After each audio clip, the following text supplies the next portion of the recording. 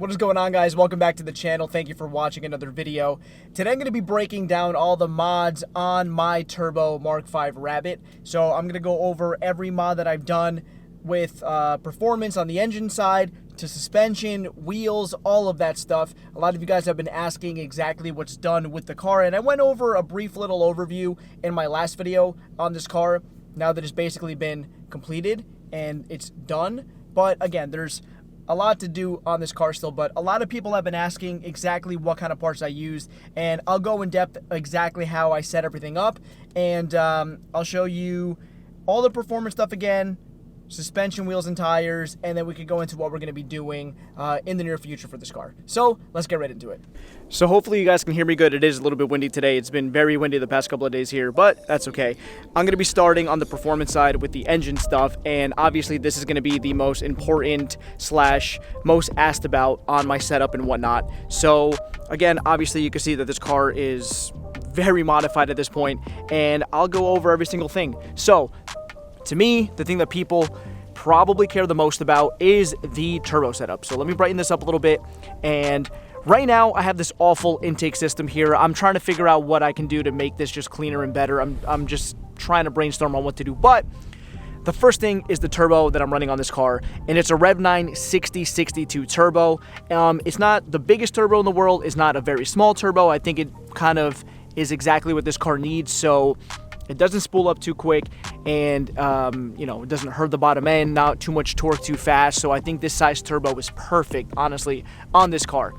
So again, I'm running a Rev 9 6062 turbo. I've loved it so far. It's been pretty good and is pretty inexpensive for what it does. Sticking with the back of the bay, and it's going to be very hard to see, guys, obviously, because there's so much in the way, but I'm running a SPA turbo manifold on this car. There are a few options now on the market, but they used to make kits, and now they don't have kits anymore and whatnot. So you kind of have to piece things together as you go. But I'm running a SPA turbo manifold. It's pretty inexpensive. It's pretty good for what it is. I've had no issues with it, no leaks, nothing like that. But again, it's going to be very difficult to see.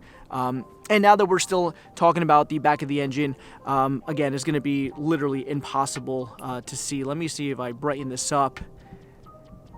If we can, no, not even. You can see the downpipe there, sort of. But I'm running a tile wastegate on this car. It's a 44mm wastegate. I've had no issue with it. I love it. I kind of went budget on some things on this car, and then some things I didn't go budget on. The wastegate and the blow-off valve are the two things, and I'll explain what blow-off valve I'm running, you know, very soon. But wastegate I didn't want to cheap out on, so it's a genuine tile blow-off valve. I'm sorry, wastegate. And again, I've had no issues with it at all, and I have a custom downpipe on the car that I got made. Went to a shop here in New Jersey that was able to do it for me, running just a little universal cheap turbo blanket, but it's been doing the job. No problem with that. Next thing is my tile blow-off valve. So this is also a genuine piece. I didn't want to go kind of like budget on that as well. I'd rather have just gotten something good that works, that I know is going to, you know, relieve the boost pressure in the system when I need it to. It's plumbed over to the intake manifold over here on this side. No problems with it either. It's not the craziest sounding thing in the world. It's very loud once you let off, but again, I like it for what it is. It's not an obnoxious like flutter blow-off valve.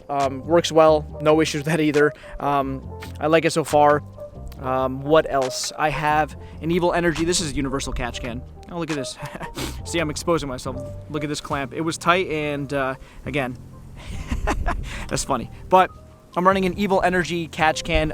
This was just a universal catch can for this car. It has AN lines with AN fittings, so I was able to do that and then run the catch can down to the oil filter housing, which is all the way down there. I don't know if you can see that, but I am also running the IE block breather adapter, which lets you run AN lines to the oil filter housing for the block breather, which is nice. So I'm running that as well.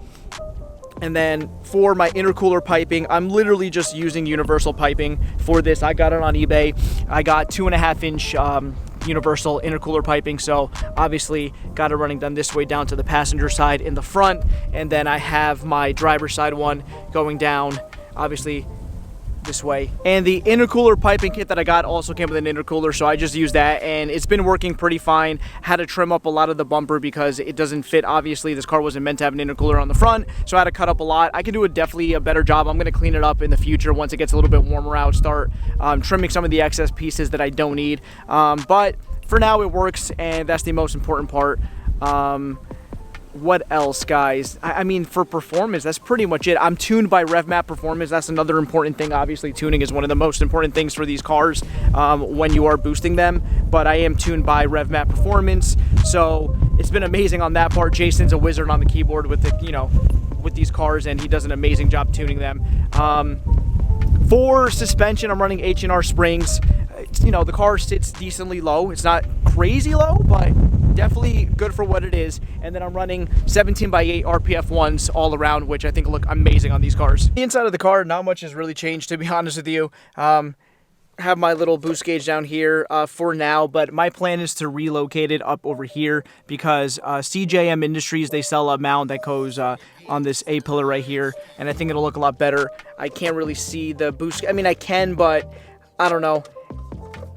I thought I was gonna like it there, and then I haven't mounted it up because I don't want to have to rip it off and do whatever. So we'll see how I fare with that, but that's how it is for now. I'm still rocking the stock 5-speed.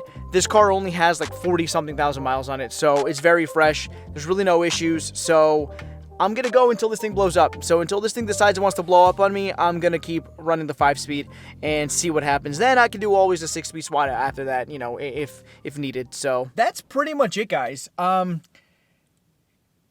It's a lot done, but there's not many mods that are really involved. There's like little tiny things here and there, but I'm really not going to include that because when you're building one of these cars and you're turbocharging one of these cars, there's little things obviously besides the big stuff like turbo manifold, wastegate, the exhaust you're going to run, your blow-off valve. Obviously valve cover is a big one that I need to do, and intake manifold I need to do that because those are still stock. But there's not all these crazy little parts that come, that I don't know how to explain it. Like, it looks like a lot, but it really isn't that hard to do.